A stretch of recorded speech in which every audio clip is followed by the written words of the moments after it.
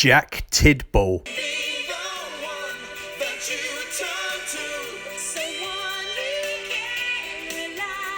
For excellent content. Tidbits Pod, hooray!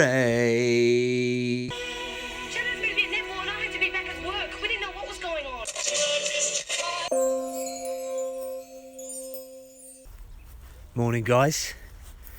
Drink that in. It is crazily foggy today. I'm out in the field and you can barely see even halfway over, and it's really, really nice. But for the culturally destitute amongst you, that was of course a little snazzed rendition of the theme to popular Australian soap opera Home and Away, a show that, according to Wikipedia, follow the lives and loves of the residents of Summer Bay, a fictional seaside town. Lovely. Well, we've all seen it, but for the Home and Away connoisseurs amongst you, I reckon that rendition was sort of closest to the theme in the Shannon Reed era, mid-90s, Isla Fisher. What a bloody ledge. A little fun fact about Isla Fisher. She was actually born in Oman. That's fun, isn't it? Didn't move to Australia till she was 6. There's a little tidbit there.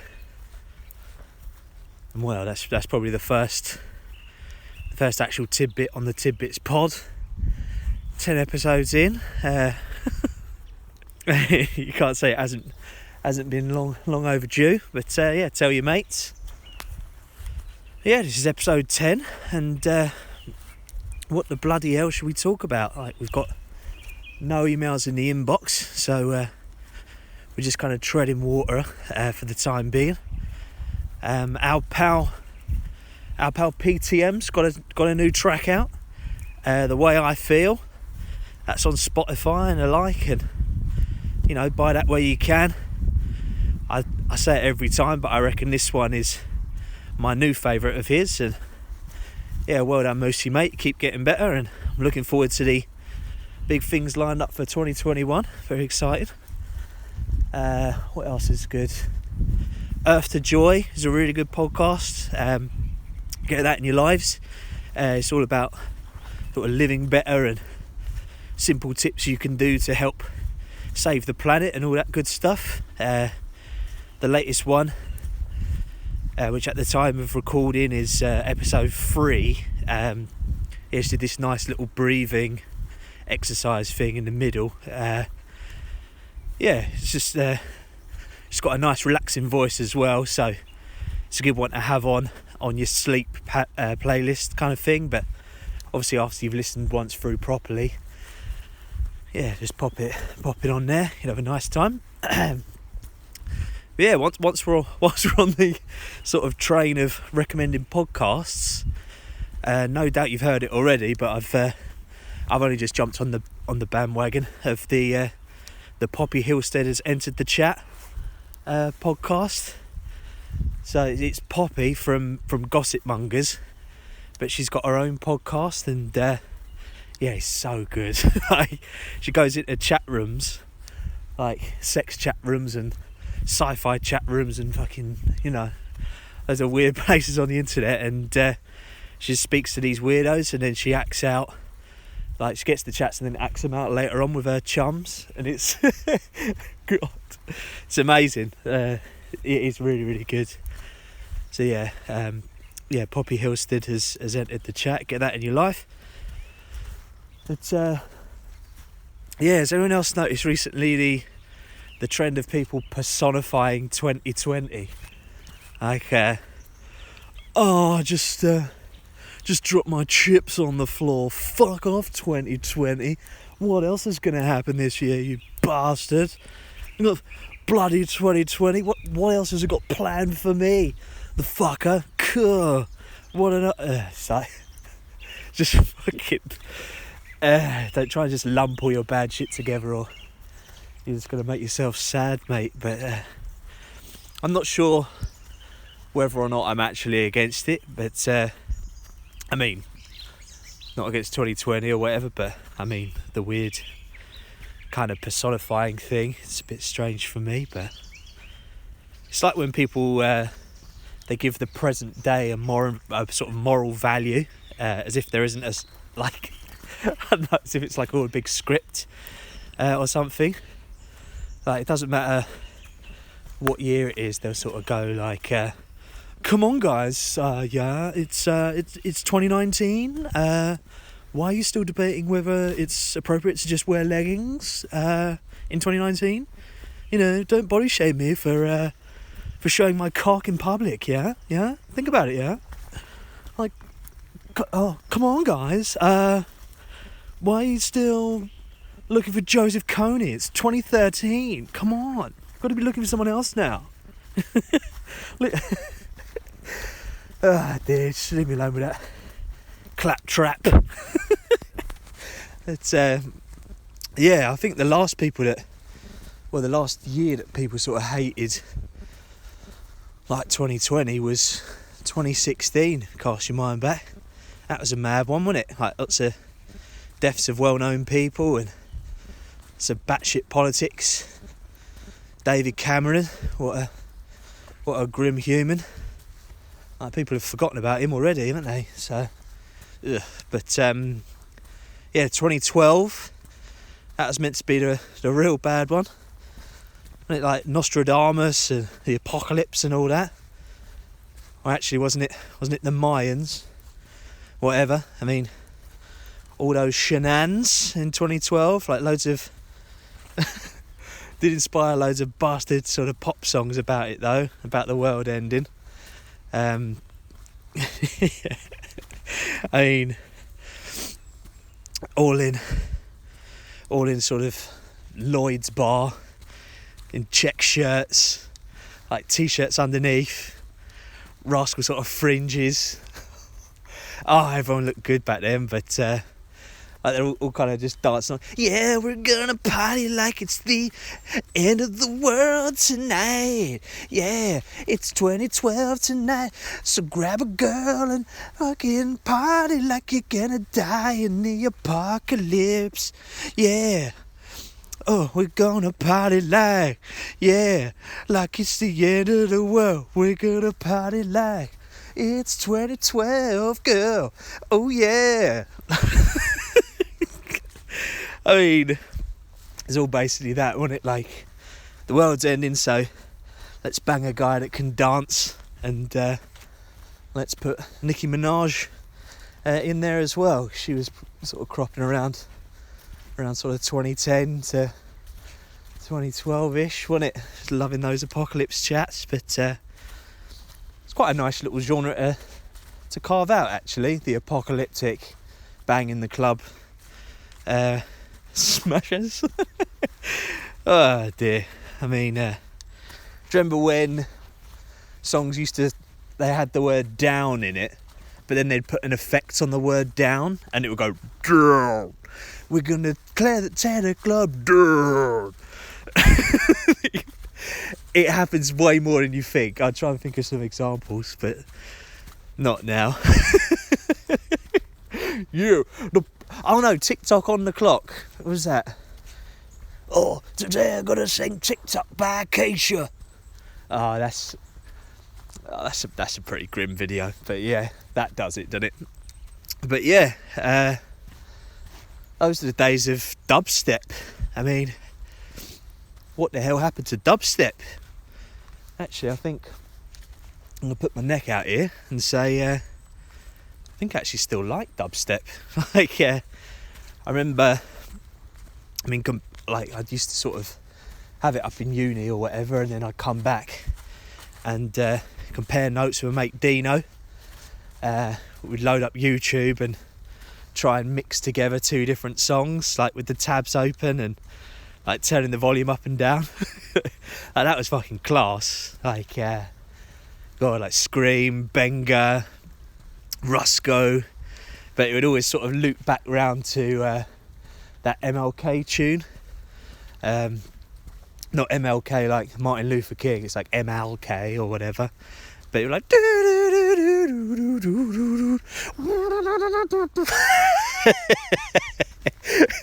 when I look at you.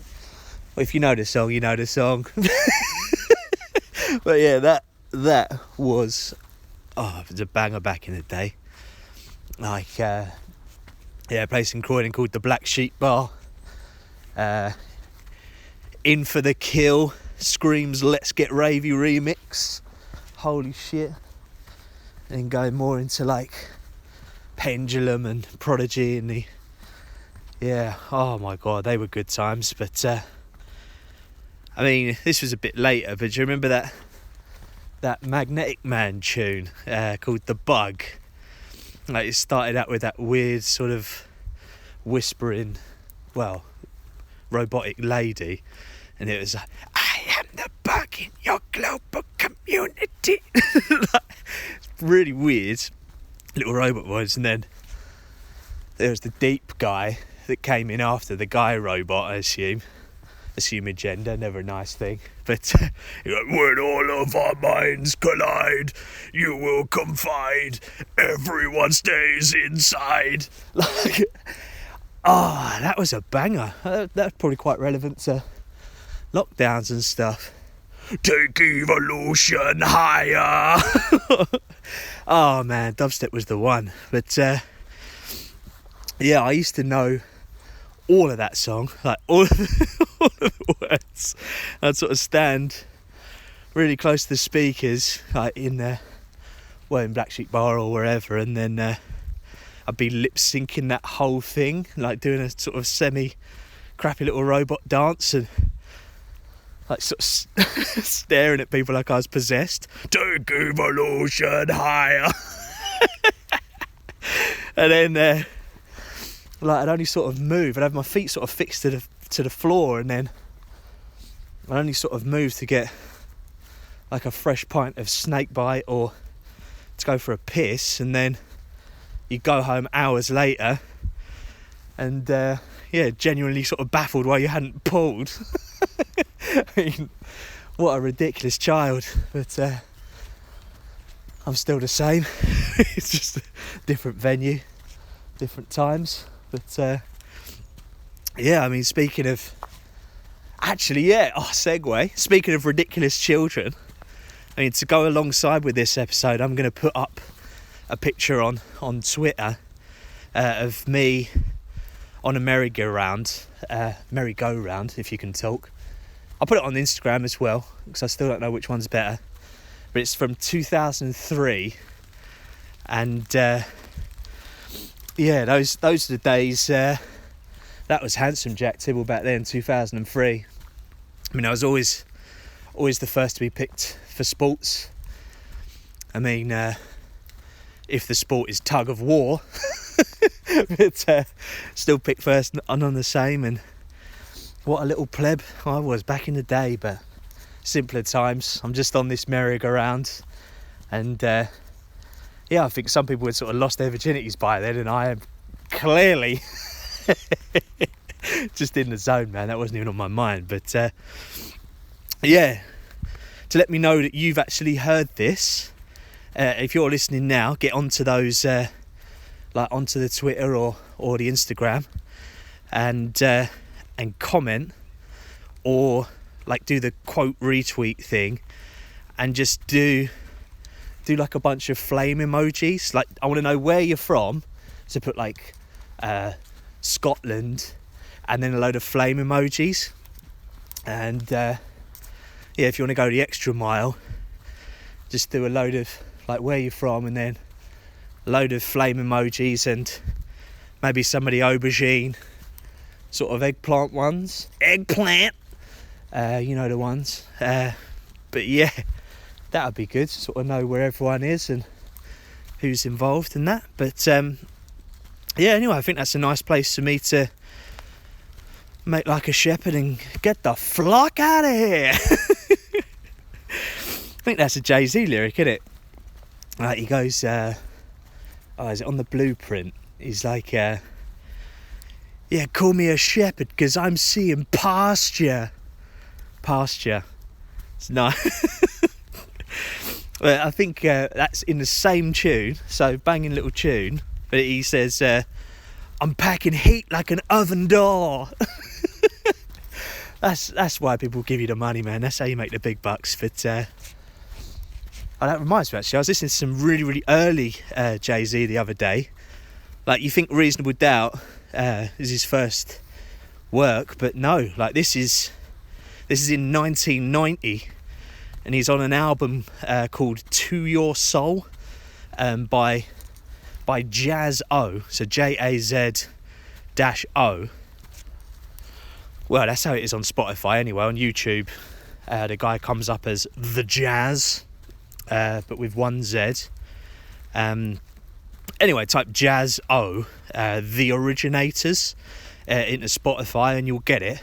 I mean, that's the song on the album that has Jay-Z on, and if you listen to that album through, like if you don't have the tracks, it's the one that sort of sounds like a Wurlitzer. The beat sort of sounds like an old organ. Like it's actually really good.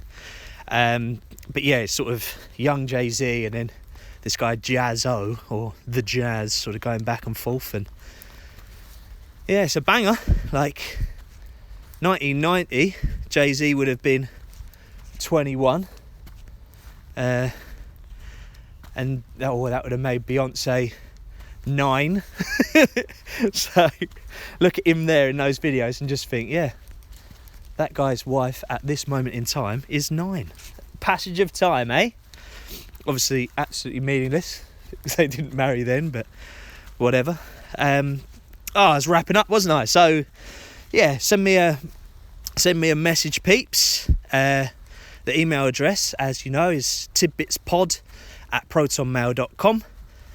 On Twitter and stuff, it's all at Jack Tidball, JACKTIDBALL, or Julia Alpha Charlie Kilo Tango India Delta Bravo Alpha Lima Lima. Still got it. That's on the socials. Oh, God, can't stand that. On the socials, yeah. Hate crime. But yeah, as always, it's been an absolute pleasure spending a little bit of time with you on this wacky foggy morning. And yeah, please rate and give a 5-star review if you've had a nice time. Recommend to a friend. Maybe you'd like to support the show financially. You can do that. There's a link to do so down in the description. Anything you do, like even a share or some eggplant emojis, get those sent over. It's all appreciated, and you know, it helps grow the community and spread the word. And yeah, until next time, guys, have a lovely rest of the day. Catch you soon.